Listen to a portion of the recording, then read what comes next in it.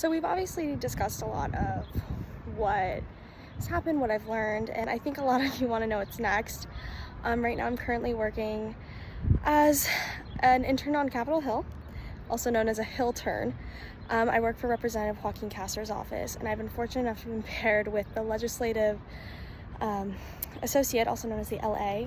on education, where I've tackled multiple issues such as funding for transfer students, which if in college it really significantly affects Black and brown students to get that funding.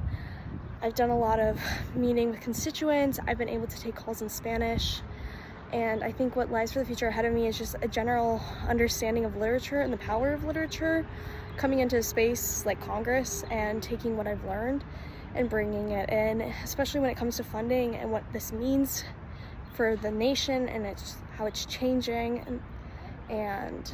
you know what we need to do. I think Congress is considered one of the most divisive places